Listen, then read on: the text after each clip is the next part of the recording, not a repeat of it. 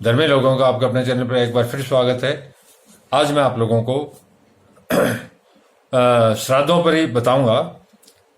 श्राद्ध क्यों करने चाहिए, श्राद्ध का क्या महत्व है। जो व्यक्ति परिवार श्राद्ध निरंतर करते हैं, लगातार करते हैं, अपने पूर्वजों को याद करते हैं और उनका एहसान मानते हैं अपने जीवन में, क्या क्या फायदे हैं, कृपया ध्यानपूर्वक सुनें और धर्मी होने का लाभ उठाएं। हे खगेश, पिता प्रसन्न होकर पुत्रों को संतान प्रदान करता है।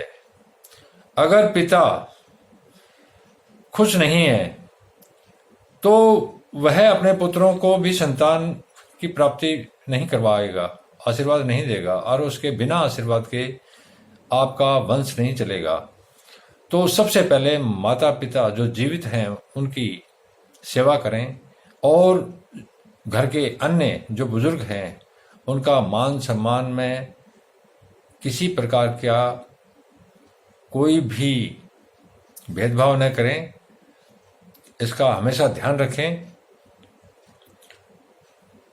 पिता प्रसन्न होकर पुत्रों को संतान प्रदान करता है जिससे उनकी वंश परंपरा अविच्छिन्न होती है।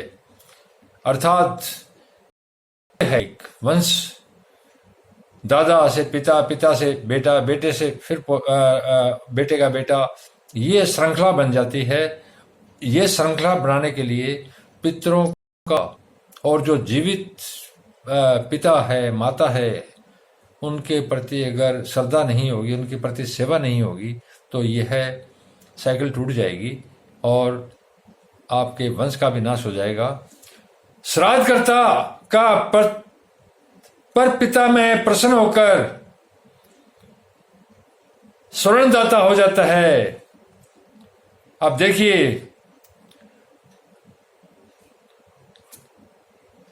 मतलब आपको जो धन मिलना है वही अपने पितरों से मिलेगा।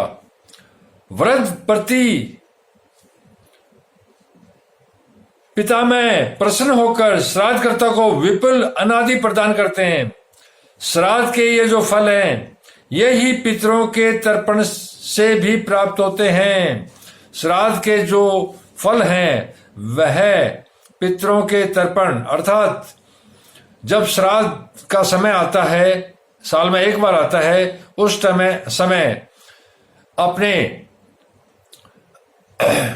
घर परिवार के रीति रिवाज के हिसाब से और अपने कुटुंब के रीति रिवाज के हिसाब से जो आदमी, जो परिवार अपने श्राद्ध कर्म करता है और अपने पितरों का तर्पण करता है, अर्थात उनको खाना खिलाता है, याद करता है,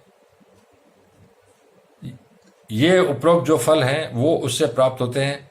हे पक्षिन, इस मृत्युलोक में जिस पुरुष की संतान परंपरा नष्ट हो जाती है वह मृत्यु के बाद उसी प्रकार नरक लोक में वास करता है। जो इंसान धरती पर आया है, अगर उसकी वंश परंपरा अर्थात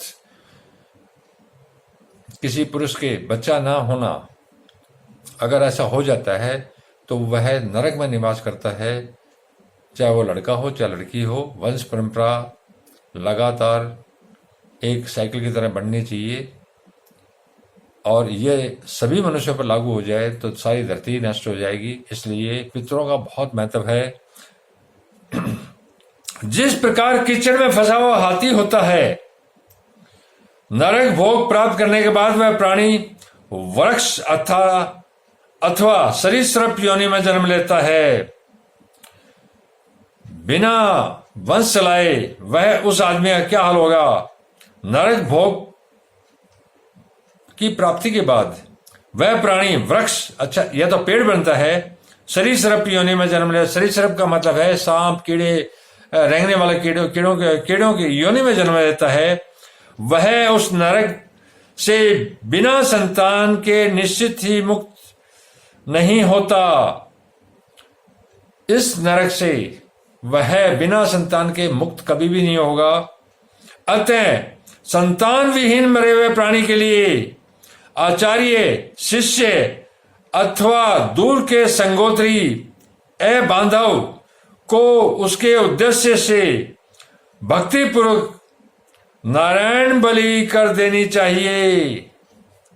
अगर कोई आपके परिवार में बिना संतान पैदा किए मर जाए तो उसके लिए नारायण बलि जरूर करनी चाहिए। नारायण बलि अगर करोगे तो वो उस जिस नरक में है उससे वो मुक्त हो जाएगा और उसका आशीर्वाद आपको लगातार जीवन में मिलता रहेगा। बिना आशीर्वाद के आप इस संसार में उन्नति नहीं कर पाओगे।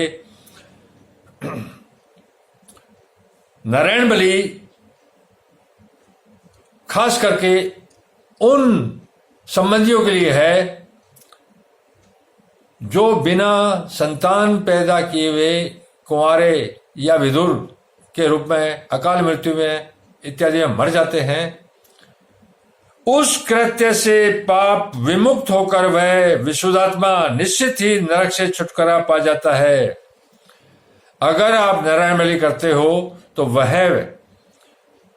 विशुद्धात्मा निश्चित ही नरक से छुटकारा पा जाता है और स्वर्ग में जाकर वास करता है।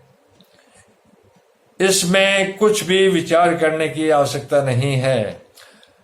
वह आपका कुटुंबी जो विधुर या बिना संतान के मर गया है, आपके इस एकमात्र नारायण बलि से वह उस पाप से छूट जाता है, नरक से छूट जाता है और स्वर्ग में निवास करता है। जब स्वर्ग में जाएगा तो आपके घर में खुशियों की बौछार करेगा, क्योंकि वो उस पापी नरक से आपके कारण विमुक्त हुआ है।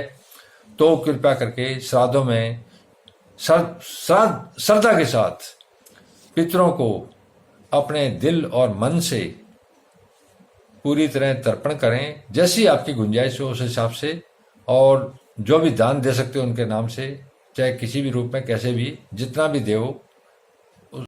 इसका कोई मतलब नहीं है कि आपके पास नहीं है तो बहुत ज़्यादा दो, थोड़ा है तो थोड़ा दो, लेकिन ये श्राद्ध क्रम बहुत ही जरूरी है और इनको जो करता है वह जीवन में उत्तरोत्तर उन्नति की ओर जाता है। धन्यवाद। शुभ रात्रि। आप